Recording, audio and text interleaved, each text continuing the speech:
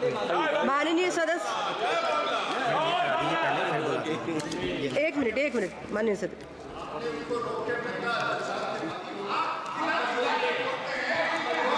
नियम 377 के अधीन मामलों को सभा पटल पर रखने हेतु माननीय सदस्यगण, नियम 377 के अधीन मामलों को सभा पटल पर रखा जाएगा।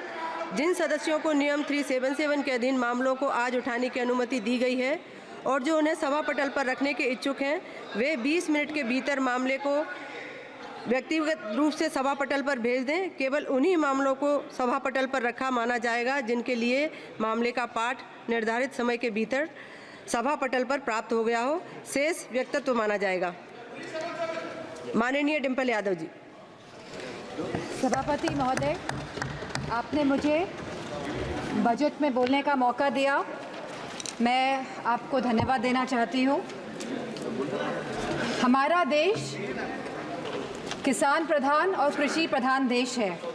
अगर हमारे किसान और युवाओं का भविष्य सुनिश्चित नहीं कर पा रहे हैं हम, तो मैं समझती हूँ कहीं ना कहीं हम सब अपने फ़र्ज से डगमगा रहे हैं।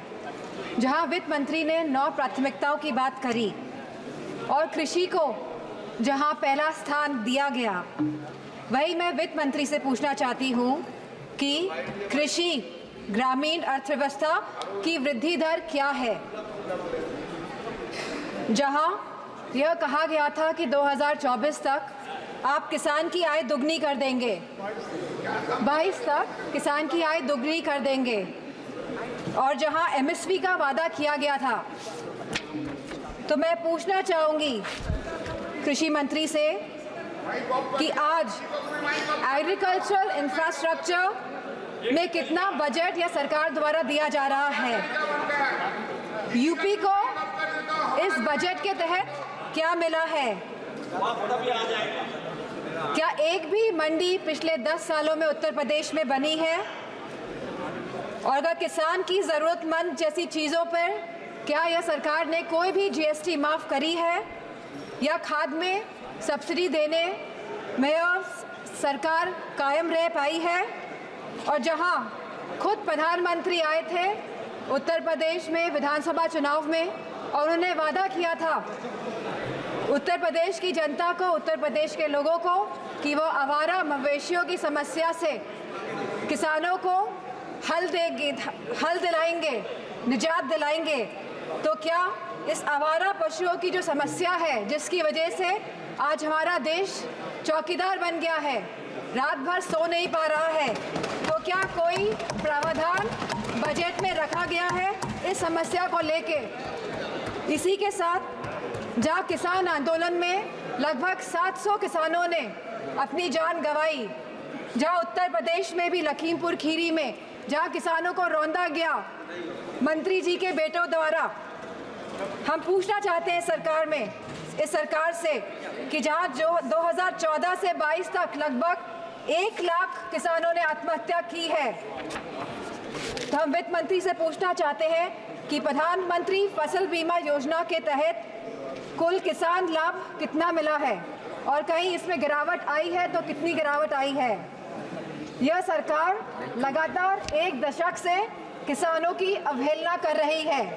गांव की अर्थव्यवस्था पूरी तरह चरमरा गई है और इसकी एक बड़ी वजह महंगाई है। और जहां मनरेगा में इस सरकार ने 89,000 करोड़ का बजट दिया है, तो हमारी मांग है कि कम से कम 100 दिन की वेजेस मनरेगा के तहत लोगों को सुनिश्चित करी जाए और लगभग 20% मनरेगा का बजट बढ़ाया जाए। इसी के साथ शिक्षा बजट में भी लगातार हमारा घट रहा है, जहां यह केवल आज 2.5% है of the total budget spending allocation, और जहां यूनेस्को ने ये बेंचमार्क दिया है कि लगभग यह 4 से 6% तक होना चाहिए, वही यूजीसी के फंड्स लगातार घटाए जा रहे हैं और इसको लगभग इस बार 7 से 61% घटा दिया गया है। जहां हम बात करते हैं सस्ती और अच्छी शिक्षा की, वहीं यह सरकार लगातार शिक्षा बजट में बजट जो कम कर रही है, तो मैं समझती हूँ इनकी नीयत कहीं साफ नहीं है, मंशा कहीं सही नहीं है। हमारे देश के युवाओं के और स्टूडेंट्स के प्रति। वहीं आज हमारे देश का युवा निराश है, जहां निराशा संभव को भी असंभव बना देती है। तो मैं समझती हूं जो वादे किए गए थे, जो रोजगार को लेके, सरकार पूरी तरह इसमें विफल रही है और लगातार बेरोजगारी दर बढ़ रहा है। जहां आज ये बेरोजगारी दर 9.2% है और जहां महिलाओं का बेरोजगारी दर 18.5% है। तो मैं समझती हूँ लगातार युवाओं का मनोबल गिराने का काम इस सरकार ने किया है और अग्निवीर जैसी योजना ला के इस सरकार ने नौजवानों का, युवाओं का, इस देश की प्रतिष्ठा का, सम्मान गिराने का काम किया है। जो सरकार सोशल जस्टिस की बात करती है, लेकिन आज भी यह सरकार जातिगत जनगणना से अपना मुंह मोड़ रही है, जहां अनुसूचित जाति जनजाति पर होने वाले अपराध लगातार बढ़ रहे हैं और उत्तर प्रदेश में यह अपराध नंबर 1 पे है। और साथ ही महिलाओं के साथ जघन्य अपराध लगातार बढ़ रहे हैं। उत्तर प्रदेश आज इसमें भी टॉप लिस्ट पर है। तो मैं पूछना चाहती हूँ कि महिलाओं को सुरक्षा को लेकर यह सरकार क्या कर रही है।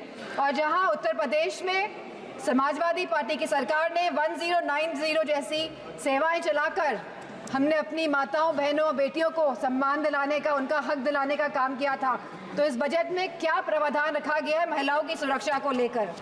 वहीं आज अगर स्वास्थ्य की बात करें तो लगभग 1.9% ऑफ जीडीपी आज का खर्चा ये बजट दे रही है स्वास्थ्य के लिए। स्पीकर महोदय, there is no focus agenda for the healthcare of the country. Irrespective of the fact we are speaking about India being the 1st largest economy and moving towards the 3rd largest economy. And if we see the fast growing population of the country, so 1.9% of the budget is very less for the health services of the country. Sir, decision to exempt 3 cancer drugs is a welcome move by the finance minister, but it is a very small step in the right direction. Sir, ma'am, हमारे उत्तर प्रदेश में लखनऊ में एक cancer institute जिसमें लगभग 1000 करोड़ रुपए लगे हैं वह तैयार है, लेकिन ना केंद्र की सरकार ना स्टेट की सरकार ये सुनिश्चित कर रही है कि सुचारू रूप से वो कैंसर इंस्टीट्यूट चल सके, क्योंकि कैंसर के केसेस लगातार देश में बढ़ रहे हैं। और मेरा मानना है कि अगर ये कैंसर इंस्टीट्यूट सही ढंग से सरकार चला लेती है तो सस्ता इलाज हम अपने देशवासियों को दे पाएंगे। Very good suggestion. Very good suggestion. Ma'am, there is a massive gap between the demand and supply in the healthcare center, in the healthcare infrastructure. The doctors, the nurses, the technicians, इन सब की बहुत भारी कमी है। और जो बड़े बड़े वादे कर रहे हैं और जो बड़ी बड़ी बातें कर रहे हैं कि हमने बहुत बड़े बड़े एम्स बना लिए हैं, मेडिकल कॉलेजेस बना लिए हैं, लेकिन 100% तरीके से कोई भी मेडिकल कॉलेज या एम्स सुचारू रूप से प्रदेश में नहीं चल पा रहे हैं, क्योंकि भारी डॉक्टर्स की कमी है, नर्सेस की कमी है, टेक्नीशियंस की कमी है। इसी के साथ जो टीचिंग फैकल्टी में भी भारी टीचर्स की कमी है। सर, जो सरकार कुपोषण के बारे में बात कर रही थी, जो भारत को अनीमिया मुक्त बनाने के बारे में बात कर रही थी, तो मैं उनसे कहना चाहूँगी कि आप सभी अपने वादों में विफल हुए हैं। आपने जो वादे करे थे लोगों को, आपने सारे वादे जनता के साथ वो वादों को तोड़ने का काम किया है। सर, जहां आप जीडीपी की बात करते हैं, जहां आप 3rd इकोनॉमी की बात करते हैं कि हमारा देश तीसरी बड़ी इकोनॉमी बनने जा रहा है, लेकिन वही हमें बात करनी है पर कैपिटा इनकम की, स्टैंडर्ड ऑफ लिविंग की बात करनी है, हमको महंगाई बांधने की बात करनी है, हमको इलाज मुफ्त और सस्ता दिलाने की बात करनी है। और जो कैपिटल एक्सपेंडिचर की आप बात कर रहे हैं, तो मैं समझती हूँ इसमें भी समय सीमा तय होनी चाहिए कि इंफ्रास्ट्रक्चर के जो भी प्रोजेक्ट्स बन रहे हैं उनकी समय सीमा निर्धारित हो, क्योंकि यह टैक्स का मनी है, ये जनता का पैसा है। धन्यवाद माननीय सदस्य। Ma'am, 2 minutes I will take ma'am. यह जनता का पैसा है और इसे सही ढंग से इस्तेमाल करने के लिए हम सब प्रतिबद्ध है। सो इसी के साथ मैं कहना चाहूँगी कि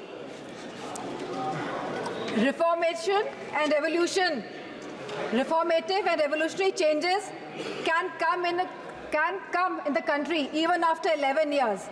But the dedication and concentration is required from the government.